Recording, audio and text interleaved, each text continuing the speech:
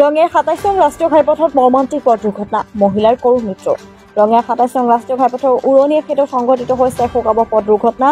এই ভয়ংকৰ দুৰ্ঘটনাত নিজ পুত্ৰৰ সৈতে AS14Q9237 নম্বৰ পালচাৰ বাইকত নলবাৰী অভিমুখী যাত্ৰা কৰি থকা খাইৰুন বিবি নামৰ এগৰাকী মহিলাৰ কৰুণ মৃত্যু হয়। দুৰ্ঘটনাটোত চলন্ত বাইকৰ পৰা পৰি গৈ তেওঁ থিতাতে প্ৰাণ হেৰুৱায় বুলি জানিব পৰা গৈছে। ঘটনাৰ বিৱৰণী অনুসৰি খাইৰুন বিবি তেওঁৰ পুত্ৰৰ সৈতে বাইকেৰে নলবাৰীলৈ গৈ আছিল, কিন্তু উৰণীয়া সেতুৰ ওপৰত হঠাৎ নিয়ন্ত্ৰণ হেৰুৱা বাইকখন পৰা তেওঁ পৰি যায়, যাৰ ফলতে মৰ্মান্তিকভাৱে ঘটনাটো সংঘটিত হয়। দুৰ্ঘটনাৰ পিছতে স্থানীয় ৰাইজে ততাতৈয়াকৈ ঘটনাস্থলীত উপস্থিত হৈ আৰক্ষীক খবৰ দিয়ে, কিন্তু দুৰ্ঘটনাস্থলীত খাইৰুন বিবিৰ মৃত্যু হয়।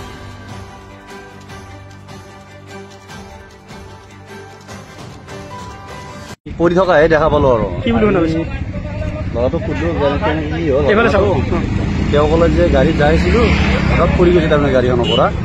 পৰি যোৱাত মই নামি অলপ দেখা পালো, অলপ হেল্প কৰি দিলো। অৱস্থা কেনেকুৱা? অৱস্থাটো বেয়াই, মোটামুটি কাণদি ব্লাড যাই আছে, তথাপি সোনকালে গ'লে ভাল পাব পাৰে আৰু।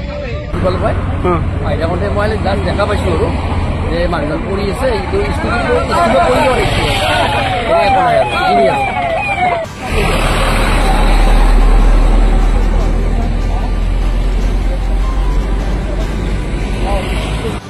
অলপ থাকে স্কুটি কষ্ট থাকে, কষ্ট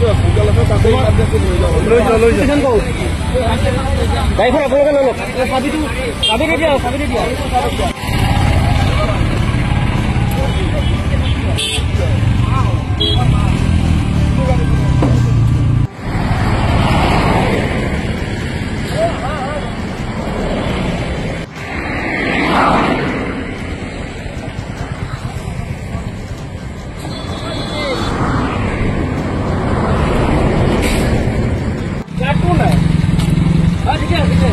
স্টাৰ্ট হোৱা নাই যে ধৰি গাড়ীটো